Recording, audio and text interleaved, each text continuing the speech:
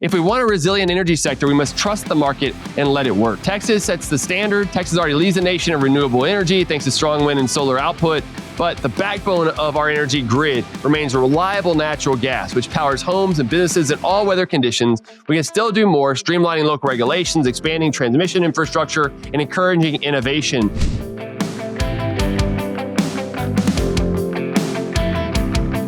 Hello, welcome to this week's economy. I'm your host, Dr. Vance Ginn. Thank you for joining me again today. It really is a pleasure to have you join me so often. We've talked about a lot over the last few months, and I hope to continue that. I'm also going to roll out some Econ 101 lessons here pretty soon as well for all of you legislators and staffers and others out there, because I think we really need to get back to the basics to some extent. Talk about what is the role of government, what or should be areas where we have prices, where does the market not work as well, where do we have government failures? These are all things that I think we need to understand, given what we've been talking about with price controls, with excessive spending, too much regulation. These are the things that we really need to understand and have a deeper understanding of in simple terms. And I hope to give that to you here soon. I also wanted to thank those who helped me put this show together, along with all the other work that we do at Ginn Economic Consulting, which you should go check out at vanceginn.com. But I wanted to say thank you to Molly Johnson, who helps me a lot with my branding and strategy and everything else. Also, Emily Blazard, who also helps me with strategy, but ads and a number of other things. She's just fantastic. And also Ben Smith, who have been helping me with a lot of my other advertising and media pitching and everything else. They're really fantastic, along with the other groups that I work with that help me create this, this podcast for you. Riley and others that are there, just great folks overall. So I really wanted to just shout them out and make sure that if you need them, they're freelancers, and so they work with others as well. And so that may be another good avenue for you. So with all that said, let's go ahead and get started with what we wanted to talk about today. So, even with the 90-day pause on new tariffs, the fallout from the former President Trump's misguided trade policies continue to send shockwaves through the marketplace. From stock prices to oil markets and interest rates, businesses and policymakers are left in limbo, unsure how to plan without credible, clear direction or reliable information. Meanwhile, as the Texas legislative session quickly ends on June 2nd, it's coming up quick, I'm reflecting on a deeply disappointing session for policy. Instead of building on the pro-growth, pro-market policies that made Texas a national leader, lawmakers have doubled down on bloated budgets and overbearing regulations. I share my concerns about these troubling trends and what they mean for the economy on this week. So let's get straight to it. You can check all my other stuff out at YouTube, Apple Podcasts, and so much more. And don't forget to subscribe to my newsletter at vanceginn.substack.com. All right. So number one, stocks rally on tariff pause, but don't be fooled.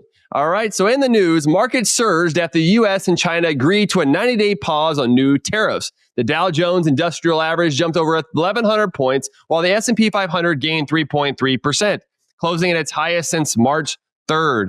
My take is that this is a short-lived sugar high, guys. The market rally may look encouraging, but let's not be misled. Tariffs are still in place. Even some of the quote-unquote deals that they're doing with the UK, with China, and some others, these are frameworks of a deal that haven't been finalized yet. And so that still leaves a lot of temporary pause to what's been going on, which doesn't change the underlying economic harm of tariffs. In fact, I think what it's done is it's highlighted the cost of tariffs. If we've seen whenever they were put in place, the stock market crashed. There was a slowdown in economic activity, and there's probably going to be more slow economic activity in the second quarter as well, just like the contraction in the first quarter.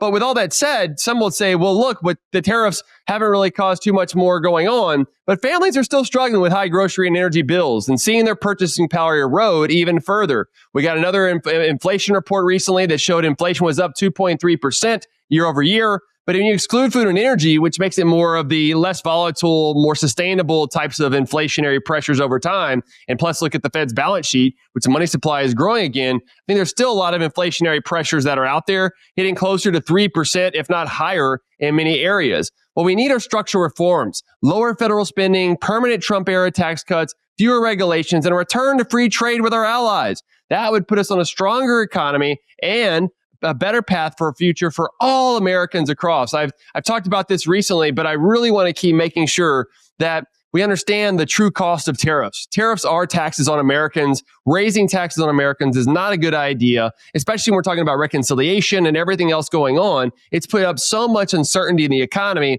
that it's actually pushed out or taken the air out of other sort of key policies that could take place. I'm hopeful what we're seeing on some of this reconciliation will go in the right direction, but we've got to get rid of these tariffs, okay, guys? And let's not just cheer when we hear trade deals. Let's actually look at the deals. Like the UK is having substantial, the trade deal, the framework with the UK is actually going to raise tariff rates compared to what they were before. How is that good for Americans or for the British or for anyone in those two trade deals? It's not a good situation when you're raising taxes on them at the end of the day, all right? So number two, Texas must start coming back again. The 89th legislature looks to pass the largest state budget in Texas history, $336 billion for fiscal years 26 and 27. This is about an 8% increase year over year when you look at appropriations to appropriations, which you should. That's the consistent way of doing it. But if you look at the last two budget cycles, it's up over 42% when you look at just state funds and you exclude federal funds. And when you include the entire budget, it's still over 27% increase, which population growth plus inflation over those 4 years have only increased by 21%. So this is really not a good situation. There's also a massive spending bill, House Bill 2, for public schools that's still on the table. I would like to see it die. They're probably going to push something through. And social media ban, SB 2420, that I've talked about before for minors, is advancing, and it's already passed now in the Senate. It's going to be heading to the governor's desk. That's also a bad deal. So my take on this ultimately is that Texas is losing its way. This isn't the Texas that I was born and raised in, that I've long admired and leading with freedom and economic strength as the 8th largest economy in the world. This legislation has been filled with too many big government policies, which should sound alarm bells for everyone, the leadership on down. What we have is too much big government. What we need is more liberty. Too much spending, too little tax relief, too much money sitting in state savings accounts instead of circulating in the private sector. Too many bans are driven by fear. There's too much regulation of social media. AI, the House Bill 149 is still making its way through the Senate. That too should die. And also in financial institutions of the banking bills and everything else. This is just far too little effort to expand liberty and opportunity. This is not a formula for a prosperous Texas. We've got to return to our roots. Got to get back to low taxes and pro-growth policies that Texas must be Texas again. And I was recently over at the Texas Capitol and shared my thoughts on restoring the Rough Rider spirit and the principles that built this great state of Texas where I live and hope my kids do too, at some point, or will continue to, I should say.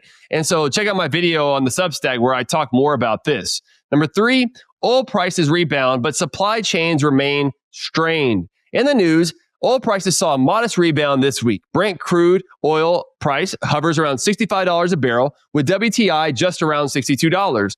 Meanwhile, Saudi Aramco, the world's largest oil producer, reported declining profits announced a $3.4 billion investment into its Motiva refinery in Texas, the largest fuel-making plant in the U.S. So my take, what's really going on is we have these recent price swings are driven by ongoing uncertainty and lingering supply chain constraints, along with the discussion about economic recession or contraction in the economy. Those things, that lack of demand leads to lower demand for oil. And if supply is still keeping up or about the same, then what do you see? You see lower prices for oil. I know that will reduce profitability and have some other effects. It's kept gas prices a little bit lower than otherwise, but that's not good if it's a recessionary fear. If it's more of a growth and supply chain expansions or supply expansion in general, then that would be a good thing. But this is still a problem or something that we need to be considering. And energy regulations are holding us back. In the U.S., burdensome federal regulations and bureaucratic red tape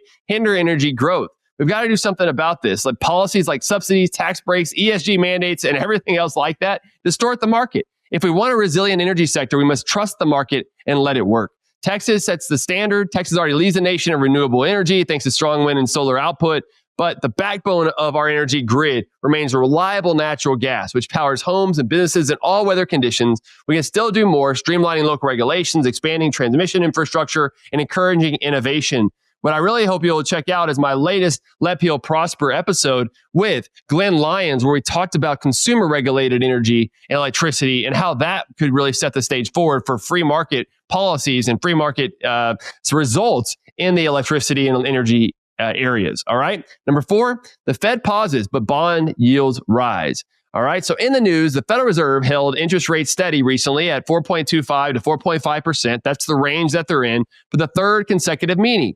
However, markets remain skeptical. Ongoing uncertainty around President Trump's tariffs, inflation pressures, and sluggish growth has left officials in a holding pattern. Meanwhile, the 10-year Treasury yield continues to climb, hovering around 4.45 to 4.5%. My take on this is that we got to read between the lines. Inflation as expectations remain embedded in the market despite the pause. The Fed manages high-powered money composed mainly of Treasury securities from the trillions in federal debt. But the monetary policy alone can't solve the problem. The real culprit is out of control spending, all right? The real driver of persistent inflation isn't just the Fed, because that is what creates inflation. But the reason why that they're contributing to this is because of Congress. Inflation is always and everywhere a monetary phenomenon, but it's often sparked by fiscal irresponsibility. Massive deficit spending fuels the Fed's interventions, and Washington keeps feeding the fire. We've got to fix inflation at the source. The Fed hands are tied until we back in federal spending and rein it in and scale back regulatory overreach. Long-term inflation risk will remain unless we address the underlying cause of government excess. That means also cutting the Fed's balance sheet and making it to where it's maybe closer to 3%, 4% of GDP compared to the 20+% that we are today. It's just ridiculous, guys. Check out my recent commentary at AIER's Daily Economy. You'll see this in the show notes as well. All right, number 5. Budget reconciliation reform or more dysfunction. So in the news, Congress is moving forward with another budget reconciliation package. Committees are currently reviewing proposals to reform Medicaid, roll back binary energy spending and the Inflation Reduction Act, extend the Trump tax cuts, hopefully making most of them permanent, especially the pro-growth ones like 100% expensing, full expensing, whatever you want to call it.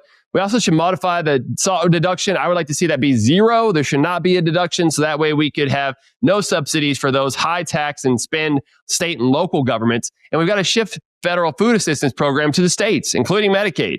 That's not a food program, but the welfare programs. So my take on this is, what do we have on the table? We're hearing about tax reforms, entitlement changes, and possible spending reductions. Some of the most significant proposals involve Medicaid, introducing work requirements, tightening eligibility checks, and adjusting how states fund their share of the program. Is this reform or more dysfunction? Well, reconciliation should be an opportunity to reduce the size and scope of the federal government. If it's not used to cut spending and decentralize power, it's just more dysfunction being funded differently. Congressmen aim for real fiscal discipline, something we haven't seen in recent budget efforts or really decades. What real reform looks like, we need bold structural change, not more budget gimmicks. That means adopting sustainable spending caps tied to population growth plus inflation, first cutting the spending by as much as possible, and then limiting the growth rate over time. We need a quote-unquote entitlement program should be converted into block grants to the states and to the people. And all federal programs should come with sunset provisions to ensure accountability and periodic review. I covered this in my recent This Week's Economy episode, One Big Beautiful Bill. Don't miss that one as well. All right, number 6, will price controls solve the drugs problem, the high price of drugs problem that President Trump recently initiated? In the news, last week, President Trump signed an executive order requiring pharmaceutical companies to lower prescription drug prices or face federal penalties. My take on this is price controls don't work. Lowering prices may sound appealing, but price controls never work as intended when mandated by government. When the government sets prices below market rates, the result is predictable: shortages, lower quality, and black markets. The problem isn't high prices. It's too much demand chasing too little supply. The real culprit here is government. Bureaucrats can't fix a system they helped break. For 80 years, well-meaning but destructive policies, starting with World War II-era wage controls that encouraged employer-provided health insurance, have kept healthcare from functioning as a true market. The path to real reform is the answer here isn't more mandates. It's more freedom. We need to remove barriers, reduce red tape, and restore individual choice or responsibility in healthcare. With Dr. Dean Waldman who we have a book coming out on empowering patients, and also a report, Americans for Tax Reform. We'll talk all about this, but we need to get the doctor-patient relationship back together. That's how we can allow for more of a market, with also increasing the quality and affordability of healthcare and getting rid of burden, which is basically the bureaucratic bloat that all gets forced on us of having higher costs and regulations and red tape and so much more. We need transparency, competition, and innovation, not price controls, are the keys to lower cost and better care in the drug market and elsewhere. Don't miss my 30-second clip in the show notes page, which I did for the Pelican Institute. So you don't want to miss that as well. Well, that's what I've got for you today. Thank you for joining me today on This Week's Economy. For more insights, visit vanceginn.com and get even a greater value with a paid subscription or a complimentary subscription to my Substack newsletter at vanceginn.substack.com. I've also got more information underneath the paid line of my Substack, so don't miss that. But until next time, God bless you and let people prosper.